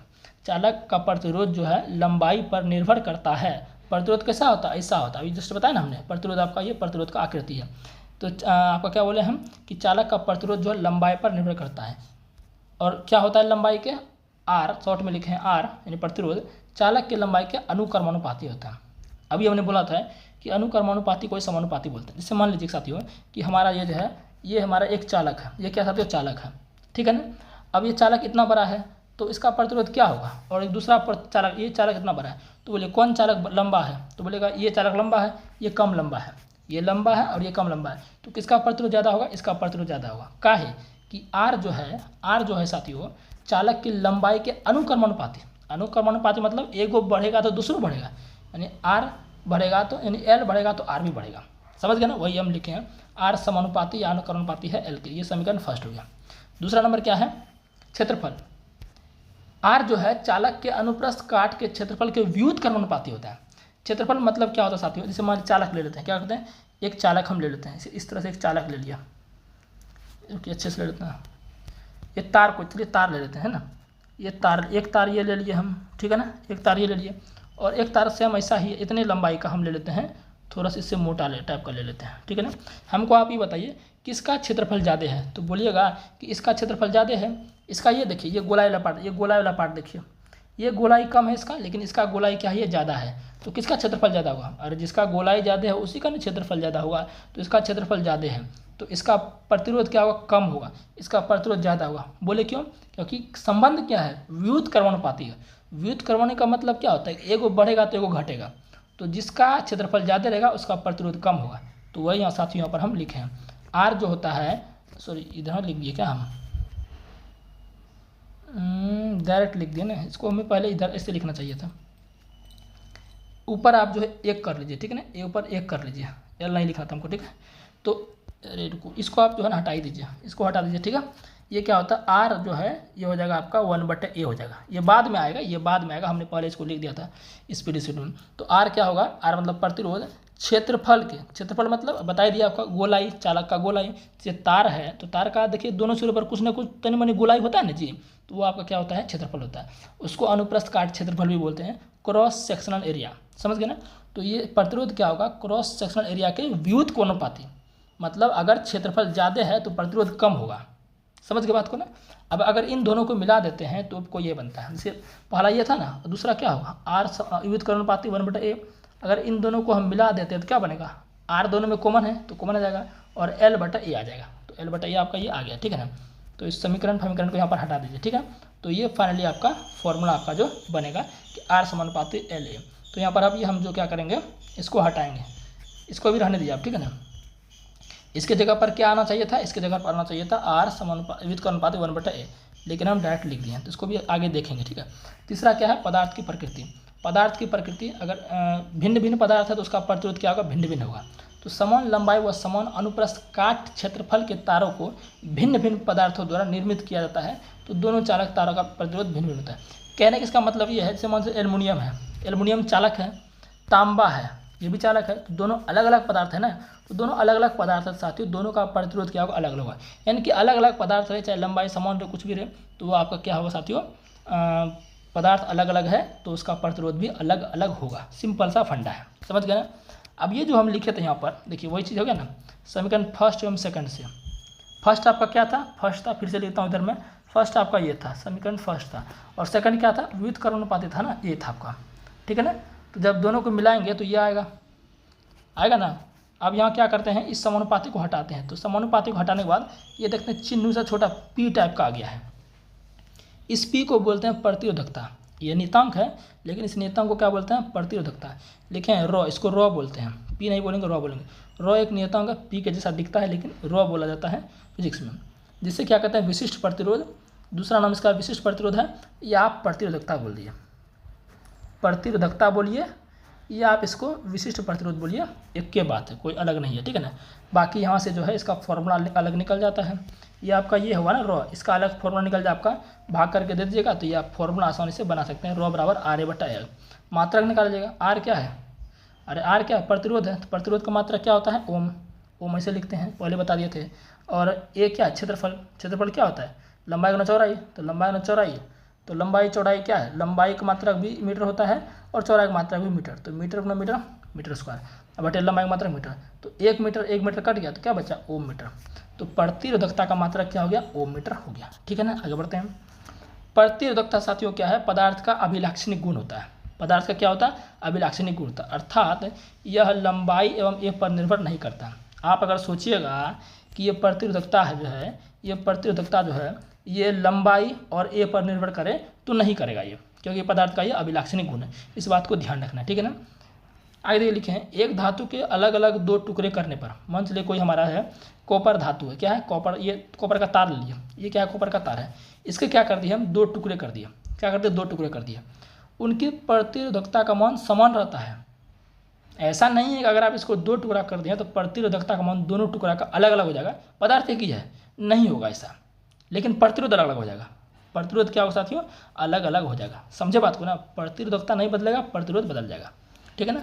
और लिख लीजिए, और हम लगता नहीं लिखें, और लिख लीजिए कि प्रतिरोधकता, हाँ लिख लीजिए प्रतिरोध, प्रतिरोध और प्रतिरोधकता, इस पॉइंट को लिखिए, नहीं लिखे हम। प्रतिरोध और प्रतिरोधकता का ताप बढ़ने पर, लिख लीजिए ताप बढ़ने पर मान इसका क्या होता है, बढ़ जाता है। मान इसका क्या होता है, बढ़ जाता है। तो प्रतिरोध और प्रतिरोधकता का ताप बढ़ाने पर मान क्या होता है, बढ़ जाता है। समझ गए ना, आगे बढ़ते हैं। तो साथियों अब हम देखेंगे प्रतिरोधों का संयोजन। प्रतिरोध आपने समझ लिया क्या होता है, जो अपने अंदर से धारा का विरोध करता है, धारा को बहने से रोकता है, उसे प्रतिरोध कहते हैं। प्रतिरोध का मात्रा ओम है। अब क्या करते हैं साथियों, हम प्रतिरोध का तो कम समझ ही गए आप। प्रतिरोध को अब क्या करते हैं, जोड़ते हैं। प्रतिरोध को क्या करते हैं, जोड़ते हैं, बहुत सारे प्रतिरोध को जोड़ते हैं। और जोड़ने का तरीका जो है 2 प्रकार का है। कितना प्रकार का है, 2 प्रकार का। एक तरीका आपका श्रेणी क्रम संयोजन है, दूसरा साथियों आपका है पार्श्व क्रम संयोजन, या इसी का दूसरा नाम है समांतर क्रम संयोजन। तो ये 2 प्रकार के संयोजन होते हैं प्रतिरोधों के, और इन्हीं 2 प्रकार से न्यूमेरिकल भर भर के पूछता है, इतना समझिए, एकदम फिक्स अइबे करेगा, ऐसा हो नहीं सकता नहीं आए। तो इनको समझते हैं। श्रेणी क्रम में साथियों क्या होता है, श्रेणी क्रम में, श्रेणी क्रम मतलब होता है श्रृंखला, आप इसको श्रृंखला ही बोल सकते हैं, आप इसको क्या श्रृंखला भी बोल सकते हैं, इस बात को ध्यान रखना, ठीक ना। श्रृंखला क्रम कहीं कहीं लिखा रहता है, तो एक भी चीज़ में देखिए वर्ड भी मैं आपको प्रॉब्लम होने नहीं दे रहा हूँ। तो इसमें साथियों हम कैसे जोड़ते हैं, इसमें क्या होता है कि प्रतिरोधों को ऐसे हम जोड़ते हैं कि प्रत्येक प्रतिरोध का दूसरा सिरा अगले वाले प्रतिरोध के पहले सिरे से जुड़ा हो। अब समझ में नहीं आएगा ना, मैं आपको जोड़ के बताता हूँ। मैं आपको साथियों जोड़, जैसे हम कुछ यहाँ बनाते हैं श्रृंखला, ये हम 3 प्रतिरोध ले लेते हैं। क्या करते हैं साथियों, 3 प्रतिरोध हम ले लेते हैं। क्या करते हैं हम, 3 प्रतिरोध यहाँ पर साथियों हम जो है ले लिया। देखिए एक प्रतिरोध का देखिए सब सिरा हो गया, ये एक प्रतिरोध का 2 सिरा, फिर इसका भी देखिए 2 सिरा यहाँ पर होगा, और इस प्रतिरोध का भी 2 सिरा यहाँ पर हो गया। हम कौन सा संयोजन देख रहे हैं साथियों, श्रेणी क्रम संयोजन। अभी जो मैंने डेफिनेशन आपको बोला ना साथियों, वो मैं आपको अच्छे सभी साथियों बता दूंगा। इसको क्या करते हैं, बैटरी से जोड़ देते हैं। क्या करते हैं, बैटरी से जोड़ देते हैं। तब सेल नहीं बैटरी जोड़ेंगे, क्या जोड़ेंगे, बैटरी जोड़ेंगे, ठीक है ना, इधर से। और क्या करते हैं साथियों, हम कुंजी भी लगा देते हैं। क्या करते हैं, कुंजी भी लगा देते हैं, और इधर जो है फिर हम क्या करते हैं, इसमें इसको यहाँ से कनेक्ट कर देते हैं। समझ गए ना। तो ये जो साथियों हम जो प्रतिरोध का संयोजन जो सर्किट बनाया है ना, परिपथ बना है, ये किसका है, श्रेणी क्रम का। अब मैंने क्या बोला कि इसमें क्या किया साथियों कि प्रत्येक प्रतिरोध, तो देखिए ये प्रतिरोध है, इस प्रतिरोध का साथियों दूसरा सिरा, तो बोलिए इस प्रतिरोध का, इसका नाम रख देते हैं। मान चलिए इसको R1 बोल देते हैं, इसको R2 बोल देते हैं, इसको R3, यानी कि 3 प्रकार के हमारे पास क्या साथियों हैं, प्रतिरोध है। अब तीनों प्रकार का जो प्रतिरोध साथियों है, इसमें देखिए हम क्या बोले, इसका दूसरा सिरा, तो दूसरा सिरा ये है, इसका दूसरा सिरा दूसरे प्रतिरोध के पहले सिरे से देखिए जुड़ा हुआ है ना, फिर इसका दूसरा सिरा तीसरे प्रतिरोध के पहले सिरे से जुड़ा है। यही मैंने आपको बोला था। तो इस प्रकार के संयोजन को क्या कहते हैं, श्रेणी क्रम संयोजन कहते हैं। समझ गए ना। अब यहाँ पर क्या करते हैं, कुंजी साथियों हम दबा देते हैं। तो कुंजी दबाएंगे तो बोले तो बड़का प्लस होता है, तो प्लस की ओर से धारा की दिशा होती है, प्लस की ओर से क्या होती है, धारा की दिशा, यानी कि धारा आपका आई ऐसे जाएगा जाएगा जाएगा, आई आई मतलब धारा, आई करंट साथियों इसमें क्या हो रहा है, आपका फ्लो हो रहा है। ये लिख देते हैं बैटरी, ठीक है ना, ये क्या लिखते हैं बैटरी, और ये कुंजी आपका हो गया, ठीक है ना। अब इसमें से साथियों जो ये संयोजन हुआ क्या हो गया, श्रेणी क्रम का संयोजन होगा। अब इसमें क्या होता है, अगर हम समतुल्य प्रतिरोध निकालें, देखिए जो फॉर्मूला बनेगा वो मैं आपको बता देता हूँ। न्यूमेरिकल बनता है समतुल्य प्रतिरोध। समतुल्य प्रतिरोध का फॉर्मूला साथियों क्या होता है, ये होगा आपका जितना भी प्रतिरोध है सबको जोड़ दीजिए तो क्या हो जाएगा R1 + R2 + R3। ये क्या होगा साथियों, समतुल्य प्रतिरोध का फॉर्मूला हो गया। जितना भी प्रतिरोध है, 1 गो रहे, 2 गो रहे, 3 गो रहे, 4 गो रहे, कुछ रहे, आपका सबको क्या करना है, एक साथ जोड़ देना है। इसमें क्या होता है साथियों कि इस वाले प्रतिरोध में क्या होता है कि सब में क्या है ना, सभी ये प्रतिरोध, ये प्रतिरोध, ये प्रतिरोध, सभी प्रतिरोध में करंट का मान समान होगा। तो लिखेंगे करंट का मान, लिखिए इस पॉइंट को, करंट का मान समान रहेगा सभी प्रतिरोध में। जैसे मान चलिए बैटरी से जो है 6 एम्पियर की करंट बह रहा है, कितना 6 एम्पियर का करंट आपको दे रहा है ये बैटरी वोल्टेज के अनुसार, तो 6 एम्पियर इसमें भी जाएगा, 6 एम्पियर इसमें भी जाएगा, 6 एम्पियर इसमें भी जाएगा। लेकिन साथियों वोल्टेज सब में अलग अलग जाएगा। तो लिखेंगे विभवांतर अलग अलग, विभवांतर सभी प्रतिरोधों में अलग अलग, सभी प्रतिरोधों में अलग अलग, ठीक है ना। करंट का मान सभी प्रतिरोध में समान जाएगा क्योंकि श्रेणी क्रम है। देखो ना भाई, यहाँ से स्टार्ट होगा तो कोई रास्ते ना, एक एक रास्ते एकदम सीधा है तो सीधा हम घुस जाता सब, लेकिन वोल्टेज सब में अलग अलग जाएगा।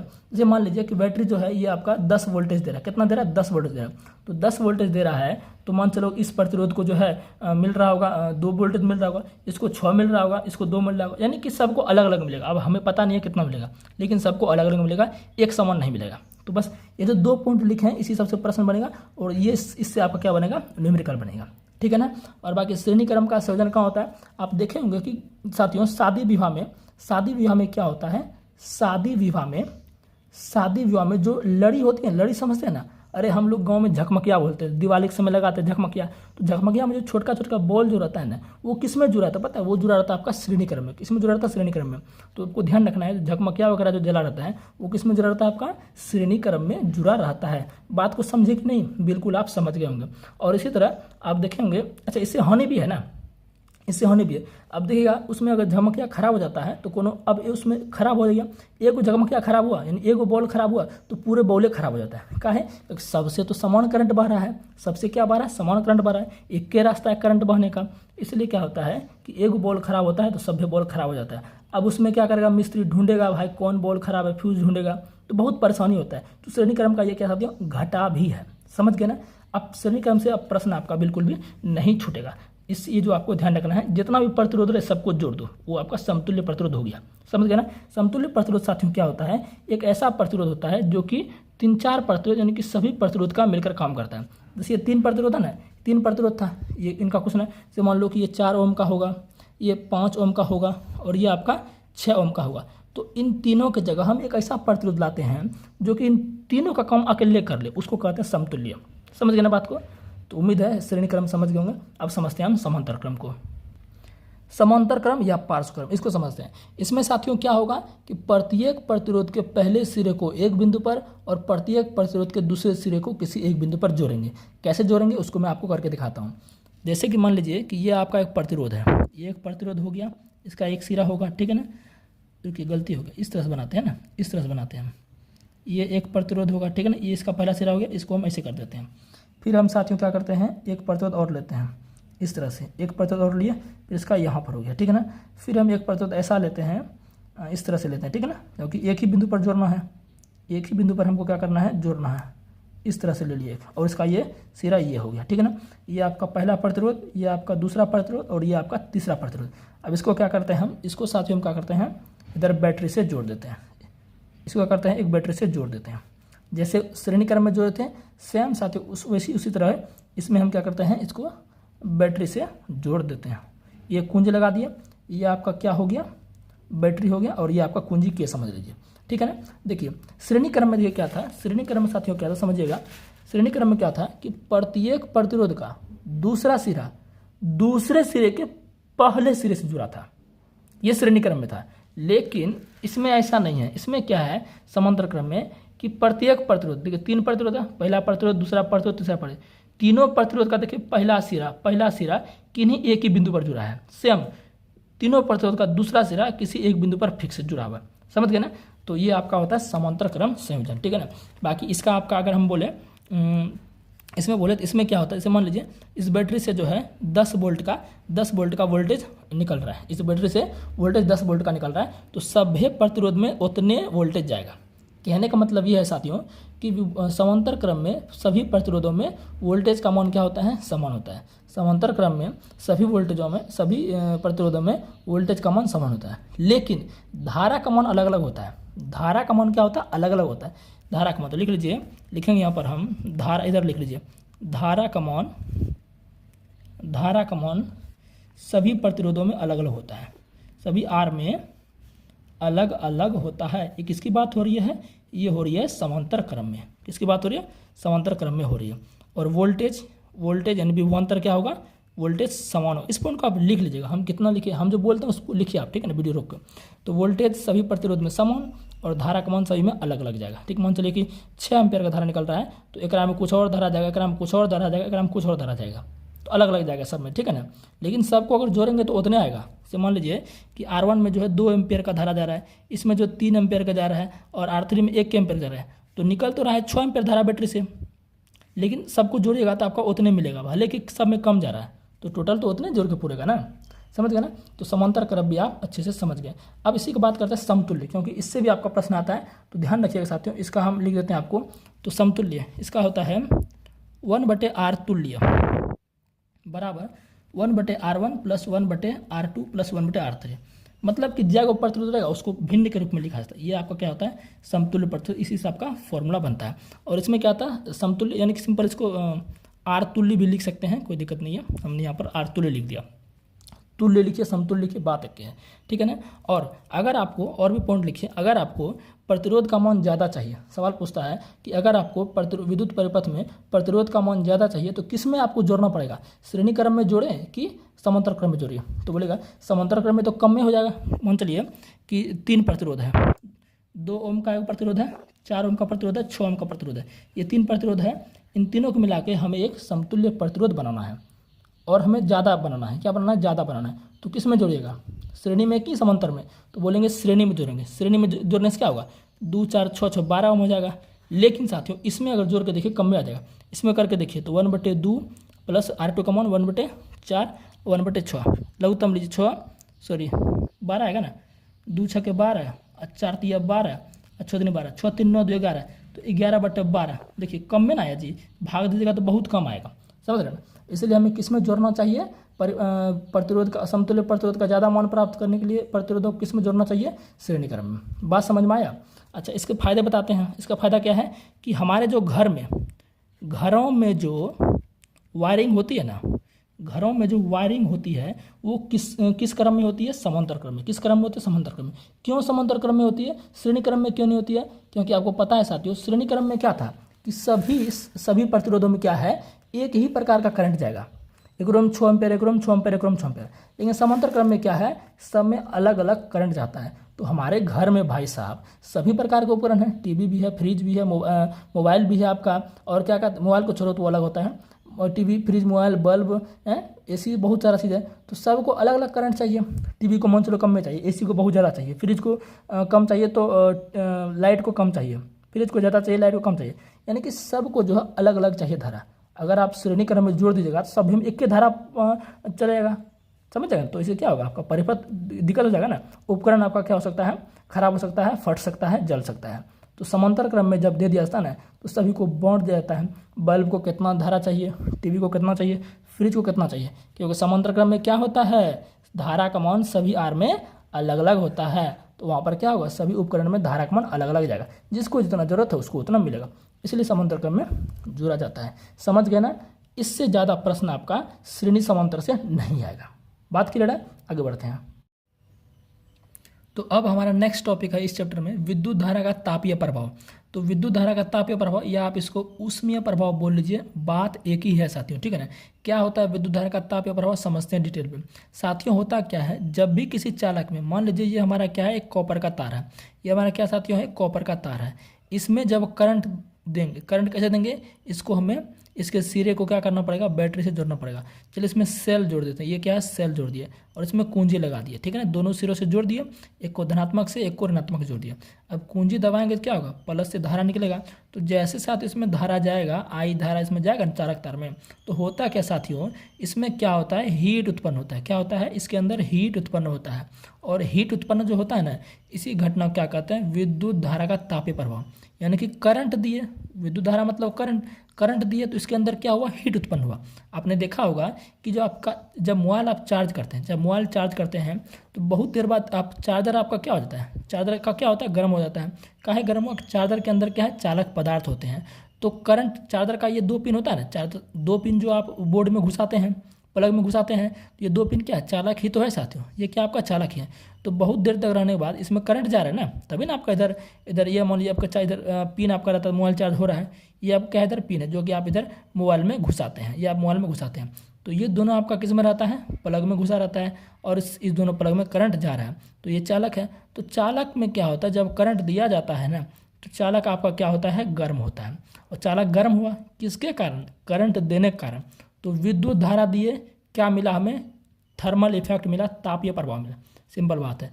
तो अगर किसी चालक में विद्युत धारा प्रवाहित किया जाए तो चालक के अंदर क्या, हीट उत्पन्न होता है, चालक गर्म हो जाता है। इस घटना को क्या कहते हैं, विद्युत धारा का तापीय प्रभाव कहते हैं। समझ गए साथियों। और इसी से संबंधित एक नियम है जो कि है जूल का नियम। क्या है साथियों, जूल का नियम है। क्या है, जूल का नियम है, जो कि अभी आपको वीडियो में दिख रहा होगा। ये हमने बोर्ड वाले बच्चों को पढ़ाया था, तो सेम आपका वही है, तो उस समय का ये वीडियो है, और चीज़ पूरा मैंने पढ़ाया तो वो आप देख सकते हैं उसके बाद, ठीक है ना। तो आपने जूल का तापन नियम देख लिया। अब उसके यूज जो क्या है, यानी कि विद्युत धारा के तापीय प्रभाव के दैनिक जीवन में क्या व्यवहारिक अनुप्रयोग है, उनको देखते हैं। सबसे पहला यूज है विद्युत बल्ब। जो विद्युत बल्ब पूछता है कि विद्युत बल्ब किस सिद्धांत पर काम करता है, तो विद्युत धारा के तापीय प्रभाव पर। साथियों विद्युत बल्ब में क्या होता है, फिलामेंट के रूप में टंगस्टन होता है। क्या होता है साथियों, टंगस्टन होता है। इस टंगस्टन साथियों क्या होता है, अब देखिए करंट जब जा रहा है तो विद्युत बल्ब में जो फिलामेंट टंगस्टन का है, जो तार देखता है ना विद्युत बल्ब में, वो किसका होता है, टंगस्टन का बना होता है। अब करंट जब जा रहा है तो ये भी गर्म होगा, क्योंकि हमने पढ़ा विद्युत धारा को उसमें प्रभाव। जब किसी चालक में करंट देंगे तो वो गर्म होगा, तो ये गर्म होगा तो पिघल जाएगा। ये क्या होगा, पिघल जाएगा। तो हम ऐसा लेते हैं कि जल्दी वो पिघले ना, तो टंगस्टन क्या हो जाता है साथियों, ये जल्दी पिघलता नहीं है। इनका साथियों जो हम कह सकते हैं कि इनका जो गलनांक होता है ना, वो लगभग आपका 3800 डिग्री सेल्सियस का गलनांक होता है, यानी गलनांक इसका ज़्यादा है, तुरंत ये नहीं पिघलेगा, समझ गए ना। और इसकी प्रतिरोधकता क्या साथियों, प्रतिरोधकता उच्च होती है। देखते हैं प्रतिरोधकता, इस पॉइंट को लिखिए, पूछ देगा तो नहीं बनेगा तो फिर बोलिएगा कि नहीं पढ़ाए थे। टंगस्टन का प्रतिरोधकता क्या होती है, अति उच्च होती है। क्या होती है, अति उच्च, मतलब बहुत ज़्यादा कह सकते हैं, ज़्यादा इसका प्रतिरोधकता होता है, समझ गए ना। तो टंगस्टन के बारे में क्या, गलनांक लगभग 3800 डिग्री सेल्सियस, यानी गलनांक उच्च होता है, और प्रतिरोधकता भी अति उच्च होता है, समझ गए ना। ये पॉइंट आपको ध्यान रखना है। होता क्या साथियों, जब टंगस्टन में करंट, यानी कि जब करंट प्रवाहित किया जाता है तो टंगस्टन में जाएगा, क्योंकि चालक है। तो होता क्या है कि ये तंतु क्या होता है, धीरे धीरे क्या है इसका का क्या होता है, गर्म होगा। क्यों नहीं गर्म होगा भाई, करंट दे रहे हैं तो गर्म होगा। तो गर्म होने पर जब साथियों ये धीरे धीरे गर्म होने लगता है, इसका तापमान जब साथियों लगभग 1500 डिग्री सेल्सियस से 2500 डिग्री सेल्सियस तक पहुंच जाएगा ना, तो एकदम ये क्या हो जाता है आपका, ये आपका जो है लाल हो जाता है। क्या साथियों, लाल हो जाता है, और हमें क्या है, ये उष्मा देने लगता है। यानी कि जो उष्मा उत्पन्न हुई ना, जो ये गर्म हो गया, तो वो वही हमको क्या देता है साथियों, ये उसी के रूप में ये हमें क्या देता है, उष्मा देता है, और ये चमकने लगता है। और ये क्या है, हम बोलते हैं कि बल्ब जो है जलने लगा, चमकने लगता है। समझ गए ना बात को। तो उम्मीद है कि इतना चीज़ आपको क्लियर हो गया होगा। और विद्युत बल्ब में क्या है साथियों, इसके अंदर क्या करते हैं हम, वायु निकाल देते हैं, निर्वात को रखते हैं। क्या करते हैं, वायु निकाल के निर्वात को रखते हैं। और भी इसके बारे में बताएं, जो आपके प्रश्न पूछे जाते हैं, जब बता रहे थे और अच्छे से बता दें। विद्युत बल्ब के बारे में मैं आपको और बताऊँ, जैसे कि जो कम सामर्थ्य वाले होते हैं ना, कम सामर्थ्य, जैसे कि जिनकी कम शक्ति है, देखिए ना, कम वाट वाले, जो शक्ति मतलब वाट भी आएगा। जो कम सामर्थ्य वाले जो होते हैं, कम सामर्थ्य वाले जो बल्ब साथी होते हैं ना, उसके अंदर क्या होता है, निर्वात होता है। लिख लीजिएगा, कम सामर्थ्य वाले, लिख लीजिए, पूछ देगा कि कम सामर्थ्य, यानी सामर्थ्य मतलब शक्ति, कम वाट का जो बल्ब होता है ना साथियों, कम सामर्थ्य वाले बल्ब में क्या होता है साथियों, निर्वात भ्रष्ट, वायु निकाल दिया जाता है। उसके अंदर जो एयर है वो निकाल दिया जाता है। एयर क्यों निकाला जाता है, एयर अगर नहीं निकाला तो ऑक्सीकृत होकर फट जाएगा ना, दिक्कत हो जाएगा। इसलिए जो कम वाट का बल्ब होता है उसमें वायु निकाल के निर्वात को भरा जाता है। और जो हाई शक्ति वाले होते हैं, हाई वाट के होते हैं, ज़्यादा वाट के होते हैं, उच्च सामर्थ्य के, उसमें क्या किया जाता है, निष्क्रिय गैस भरा जाता है। उसमें क्या किया जाता है, निष्क्रिय गैस भरा जाता है। निष्क्रिय गैस भरा जाता है, जैसे कि आपका नाइट्रोजन गैस हो गया और आप कह सकते हैं आर्गन गैस, ये सब आपका भरा जाता है। ठीक है, नाइट्रोजन हालांकि निष्क्रिय गैस नहीं होता है, लेकिन नाइट्रोजन का यूज साथियों जो है निष्क्रिय गैस के रूप में बल्ब में कर लिया जाता है और आर्गन गैस का, इस बात को ध्यान रखिएगा। कम सामर्थ्य वाले में क्या क्या आता है, वायु निकालने के बाद, और ज़्यादा सामर्थ्य वाले में नाइट्रोजन ऑर्गन भरा जाता है। ठीक है ना, समझ गए ना। और आपका विद्युत इस्त्री, आयरन जो होता है आपका, आयरन देखें ना, अरे आयरन प्लग होता है, उसको चार्जर में प्लग में घुसाइएगा तो तार के द्वारा उसमें हीट जाएगा, करंट जाएगा तो हीट होगा, उसका यूज हम कपड़े प्रेस करने में कर लेते हैं। तो विद्युत इस्त्री के सिद्धांत पर विद्युत धारा का उसमें प्रभाव। विद्युत हीटर, हीटर देखें ना, अभी ठंडी में यूज कर रहे होंगे, तो हीटर में जो विद्युत हीटर में जो वो रॉड होता है वो किसका होता है, नाइक्रोम होता है। तो इसमें भी किसका यूज करते हैं, किस सिद्धांत का यूज होता है, विद्युत धारा का तापीय प्रभाव। तो इतना आपको ध्यान रखना है। ठीक है ना। और विद्युत केतली, विद्युत केतली होता है ना, विद्युत केतली सुने होंगे, इधर लिख देते हैं, विद्युत केतली, जो इलेक्ट्रिक केतली होती है ना, उसमें भी किसका यूज किया जाता है, आपका विद्युत धारा का उसमें प्रभाव किया जाता है। ठीक है ना, आगे बढ़ते हैं। तो अब समझते हैं विद्युत शक्ति को, जिससे कि न्यूमेरिकल एकदम फिक्स है करेगा। विद्युत शक्ति का मतलब क्या है, कार्य करने की दर को विद्युत शक्ति कहते हैं। यानी कि साथियों किसी भी सर्किट में जो ऊर्जा का खपत होता है ना, ऊर्जा की जो क्षति होती है, वो क्षति क्या कहलाती है, विद्युत शक्ति कहलाती है। ठीक है ना। वो रेट जो होता है खत्म होने का, वो क्या कहलाता है आपका। अब देखिए कार्य का मात्रक क्या है, जूल है। कार्य कब कर पाएंगे, जब आप में ऊर्जा रहेगा तभी कार्य कर पाएंगे ना। तो वो बोलते हैं ऊर्जा का खपत बोलिए या कार्य करने की दर को, जो रेट हो आपका, देखिए की दर को आ गया, फिर नीचे समय दिया ना, बोले थे आपको, तो इसे पी से सूचित करते हैं। तो पी बराबर सूत्र आपका क्या हो गया, W/T होगा। इसका मात्रक निकालते हैं, W क्या आपका है, कार्य का मतलब जूल, T समय सेकंड, तो जूल/सेकंड किसका मात्रा हो गया, विद्युत शक्ति का मात्रा हो गया। और इसका एक नाम है वाट, क्या नाम है, वाट। ठीक है ना, वाट ध्यान रखिएगा। तो P का मात्रा क्या हो गया, जूल/सेकंड, या आप वाट बोल लीजिए। ठीक है ना। इसके और भी सूत्र हैं जो कि आपको याद रखने पड़ेंगे। P = VI, इसी का सूत्र है, मैंने एनालिसिस में भी करवाया था। P = V²/R, इसी के सूत्र हैं। P = I²R, ये सारे क्या हैं साथियों, इसी के सूत्र हैं। तो 4 सूत्र विद्युत शक्ति के हो गए। जिस तरह से न्यूमेरिकल दिया जाएगा, जिसमें जिसका वैल्यू दिया जाएगा, तो आपको उस अनुसार से ये फॉर्मूला आपको लगाना। मैं न्यूमेरिकल भी करवाऊंगा समय निकाल के। ठीक है। तो ये चारों फॉर्मूला क्या रखना, आपको ध्यान रखना। अब हम एक टॉपिक और बचा है, उसको देख लेते हैं, फिर उसके बाद क्या आपका हो जाएगा साथियों, खत्म हो जाएगा। अब साथियों एक और टॉपिक है जिनका नाम है विद्युत ऊर्जा। विद्युत ऊर्जा से न्यूमेरिकल आते हैं। क्या न्यूमेरिकल आते हैं वो मैं आपको बताऊंगा अभी। विद्युत ऊर्जा से न्यूमेरिकल साथियों आते हैं कि इसमें आता है कि 1 kWh क्या होता है। तो ध्यान रखिएगा, 1 kWh बराबर क्या होता है, 3.6 × 10⁻6 जूल, ये आपको ध्यान रखना है। और इस 1 kWh के साथियों हम 1 यूनिट भी कहते हैं, ध्यान रखिएगा। 1 kWh को क्या कहते हैं, 1 यूनिट भी कहते हैं। ये व्यापारिक यूनिट है। ये क्या आपका साथियों, व्यापारिक यूनिट बोलेगा। विद्युत ऊर्जा का व्यापारिक यूनिट क्या होता है, तो यूनिट होता है, व्यापारिक मात्रक। विद्युत ऊर्जा का व्यापारिक मात्रा क्या होता है, यूनिट होता है। जो बिजली बिल सब लेने आता है ना, वो कभी नहीं बोलेगा कि आप इतना वाट घंटा खपत किए, वो सीधा बोलेगा, देखिए उसमें लिखा रहता है, लिखा रहेगा 50 kWh। तो 50 kWh का मतलब क्या होगा, 1 kWh मतलब 1 यूनिट, और 50 kWh मतलब 50 यूनिट। तो ऐसा कभी नहीं बोलेगा कि वो कि आपका बिल जो है 50 kWh आया है, वो हमेशा बोलेगा 50 यूनिट आया है। तो यानी कि बिजनेस वाला बात हो रहा है ना, पैसा आप दीजिएगा, लेन देन का बात है। तो व्यापारिक मात्रा क्या है, यूनिट है, समझ गए ना। और इसका वैल्यू कितना होता है, 3.6 × 10⁻6 जूल, ये आप ध्यान रखिएगा। अब ये आता कैसे, आप सिंपल पता है कि KW है ना, ध्यान रखिएगा। 1 kW बराबर क्या होता है, 1000 वाट। ये सब छोटा छोटा चीज़ पूछ लेता है। और आपको पता है 1 घंटा सब जानवे करता है, 1 घंटा बराबर कितना, 3600 सेकंड होता है ना। इसको जब गुना करिएगा ना, इसको गुना जब करिएगा तो ये आपका आ जाएगा, समझ गया ना। और विद्युत ऊर्जा है तो ऊर्जा मात्रक जूल आ गया। बात क्लियर हुआ। अब इससे क्या है साथियों, न्यूमेरिकल आता है। क्या साथियों, न्यूमेरिकल आता है। जैसे मान लीजिए, हम आपको और इसको अच्छे से अगर समझाएं कि अगर मान लीजिए कि अगर आप 1 kWh यानी कि 1 किलोवाट, मान लीजिए 1 kW जो है, 1 kWh का कोई आपका घर में जो मान लीजिए फ्रिज आपका, सपोज मान लीजिए 1 किलोवाट का, हालांकि उतना होता नहीं है, 1 kW आपका फ्रिज है, ठीक है ना। अगर आप वो 1 घंटे तक यूज कर रहे हैं, कितना घंटे तक, 1 घंटे तक यूज कर लेना, आप कितना, आपका फ्रिज मान लो 1 किलोवाट का है और आप उसको 1 घंटे तक यूज कर लिए, तो इसका जो बिल बनेगा ना साथियों, बिल जो बनेगा वो कितना बनेगा, 1 kW गुना 1 घंटा, तो क्या हो गया, ये हो गया 1 kW, यानी कि 1 यूनिट आप खपत कर ली। इसी पर साथियों आपका क्या आता है, न्यूमेरिकल आता है। दे देगा कि 9 वाट का कोई बल्ब है, उसको 24 घंटे में इतना बार जलाया जाता है, इतना 24 घंटे तक जलाया जाता है, तो 2 रुपया प्रति यूनिट है, तो बताइए बिल कितना होगा। बस यही सब प्रश्न आता है और ज़्यादा कुछ साथियों आपका नहीं आता, ठीक है ना। तो खत्म हो गया साथियों, एक छोटा सा टॉपिक बच गया, उसको हम देख लेते हैं, बस 2 मिनट और लगेगा। तो एक और चीज़ छूट गया था, इसको देख लेते हैं। प्रतिरोधकता में हमने इसको छोड़ दिया था, तो इसको भी क्यों छोड़े, इससे ही प्रश्न बनते हैं। विभिन्न पदार्थों की प्रतिरोधकता। प्रतिरोधकता मैंने आपको पढ़ा दिया अच्छे तरीके से। प्रतिरोधकता क्या होता है, किसी भी प्रतिरोध, कोई प्रतिरोध कितना तेजी से, कितना क्षमता से विद्युत धारा का विरोध कर सकता है, वो क्या होता है, प्रतिरोधकता होता है।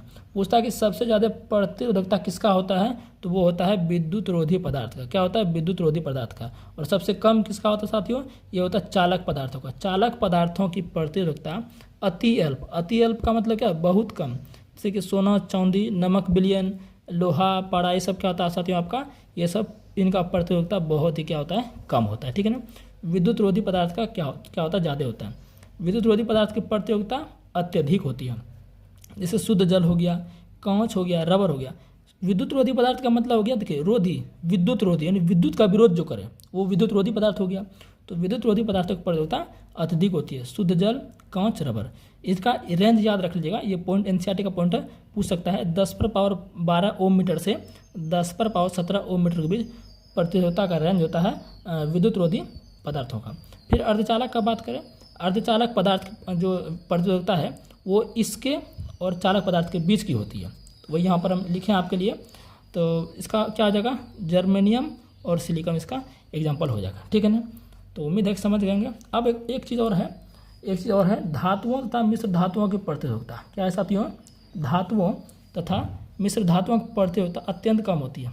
धातुओं तथा मिश्र धातुओं, धातु तो आपका चालकीय हो गया, धातु तो क्या हो गया, चालकीय हो गया। धातुओं तथा मिश्र धातुओं की प्रतिरोधकता अत्यंत कम होती है। कितना होता है, रेंज ध्यान रखना है 10⁻⁻8 ओम मीटर से 10⁻⁻6 ओम मीटर तक। रेंज ध्यान रखना है, एनसीईआरटी पॉइंट पर पूछ सकता है। और एक चीज़ है, एनसीईआरटी पॉइंट था उसको ले लेते हैं, बाकी सब हमने करा ही दिया, जो छूटा था उनको देख लेते हैं। कॉन्स्टेंटन क्या साथ में एक प्रकार का मिश्र धातु है। क्या है ये मिश्र धातु, इसको ग्रुप डी में पूछे हुए देखें हम। ये किससे किससे बना होता है, कॉपर और निकल से। बस इतना ध्यान रखना है, एक भी प्रश्न अब आपका बाहर इससे नहीं जाने वाला। ठीक है ना। चैनल को साथियों सब्सक्राइब कर देगा।